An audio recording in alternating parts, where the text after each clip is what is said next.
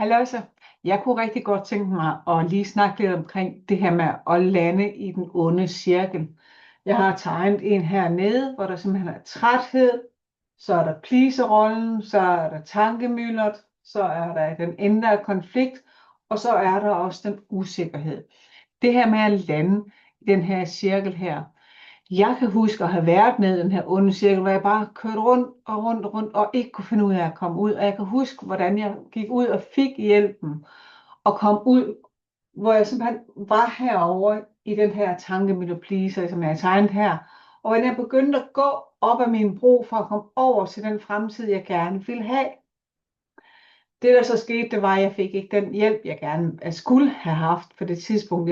Tog ikke imod det. Jeg gik ikke ud og investerede i mig selv, sådan at jeg kom herover hurtigt. Jeg faldt ned i det her over et par gange, inden jeg nåede herover. Jeg vil give dig et redskab i dag til, hvordan du sådan lige kan stoppe op på din rejse over i din fremtid, og så kommer der også din invitation til dig her til sidst. Men det, jeg gerne vil give dig et redskab, det er, første step, det er altid at blive bevidst. Når du bliver bevidst om, at du måske er i den her onde cirkel, det kan være, at den indeholder andre felter, end det jeg har skrevet her, men når du bliver bevidst om, hvad din onde cirkel indeholder, så kan du lave et break. Så kan du simpelthen lave et break der, hvor du bliver bevidst om, det her, det har min. Det her kan jeg mærke, er det samme, jeg kører rundt i. Lav et break, stop op, og bare anerkend dig selv for at have mærket det, for at være i. Anerkend dig selv, at du har opdaget det her. Det er skridt nummer 1. Du kan ikke rykke dig fra nu til fremtiden, før du opdager, hvad du står i herovre. Så anerkend dig selv, når du opdager det. Step nummer 2, det er at begynde at tænke, hvad kan jeg gøre lige nu? Hvad er det mindste lille skridt, jeg kan tage i dag, for at komme ud af den her ting, jeg har opdaget? Er det måske at finde ud af, hvad er det næste i min cirkel? Eller hvad er det, der skal til? Kan jeg holde en pause? Skal jeg gøre noget andet? Hvad er det, der skal til? Det er step nummer 2. Step nummer 3, det er faktisk at tale højt om det.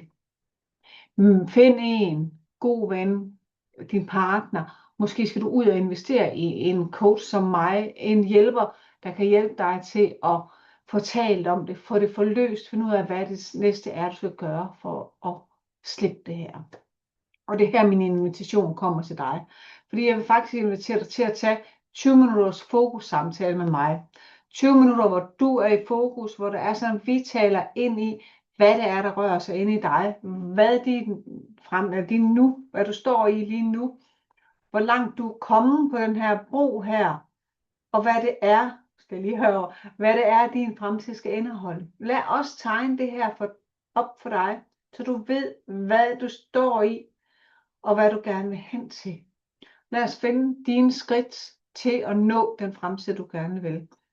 Så tag nu mod de her 3 tips, jeg lige har givet dig, som i hvert fald som minimum, og så også gerne mod den her fokussamtale.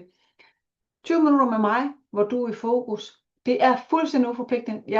Der er ikke noget selv her fra min side af. Det er sådan set for at hjælpe dig med at komme i mål med at nå din fremtid. Så vil du tage imod den her, så skriver du bare en mail til mig på hjerte.2023@gmail.com. Og så finder vi en tid til en samtale. Ha' nu en fantastisk dejlig dag.